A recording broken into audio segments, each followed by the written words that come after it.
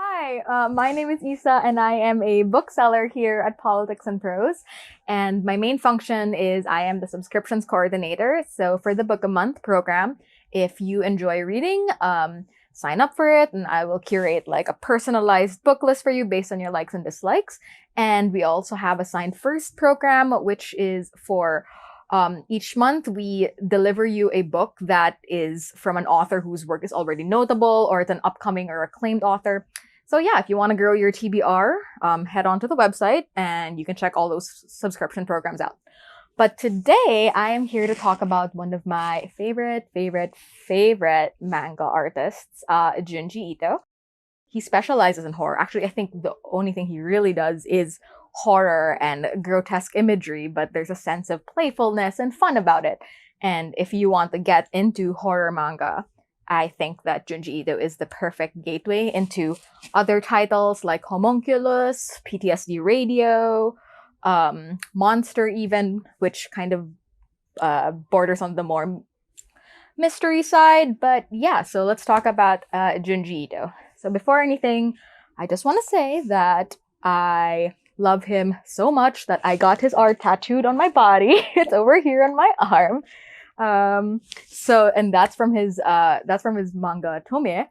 And so I'll talk more about that later. But where do you begin with Junji Ito? So thankfully, his work is easy to jump in and out of. Like a lot of horror literature, they're in short format because you want to sustain that sort of tension.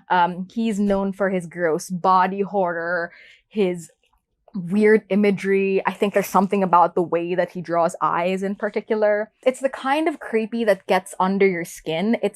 There is a supernatural element to it, but a lot of it comes from people's fears, their psychoses. There's something very natural about it, and it's unnerving. So yes, I'm very happy about saying it's very unnerving. And if you are a fan of David Cronenberg's work, you will enjoy Junji Ito, and the way that he draws things, the way that he renders art is just excellent. So I did bring some of my favorite works of his here. So if you couldn't tell, I am a fan. I think I have all of his work, but I don't have all of it today because it's a lot and it's heavy. So we can talk more about like the themes that he covers in his work. So it ranges from religious horror to a lot of body horror. His grotesque imagery is done there. There's cosmic horror, and a lot of it goes with like the unfair punishment that people get, and he makes like an assortment of really creepy characters. So he's even done like, I don't know if you can see this, but he's even done like his own versions of famous works of literature. So this is obviously Frankenstein. He did like his own take on that, and he also did like his own take on Osamu Dazai's No Longer Human, which is a famous work of Japanese literature. So he added his own flavor to that, and I think like his work is very distinct. One of his most famous works, if you want to get started, is Uzumaki. So again, it's similar. His format is usually just making like larger collections of his work which have like, short story elements. It's easy to jump in and out. You can find those on the internet. But if you want something that's a bit more cohesive, we have Uzumaki, which there's no other way for me to describe it, but that like, it's a town that's haunted by spirals, which is absurd. But if there's anyone who knows how to render absurd and make it the stuff of nightmares, it is my man, Junji Ito. I don't want to spoil anything, but there are people that turn into snails. And that's not even like the main aspect of it. But one thing that is also interesting about his work is that he doesn't always give like a full context. Sometimes these things are just horrible. You're kind of steeped in the horror. Like one of his most recent short stories is about this town that wherever you die, your body just becomes a tomb right from the get-go.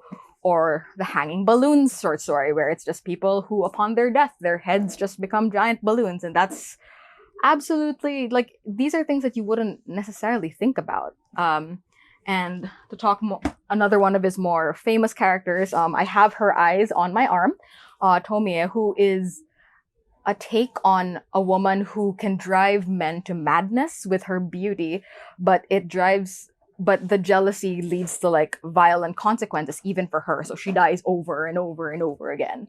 But it's also, and he has that collected into one volume as well. He manages to make like everyday things horrific.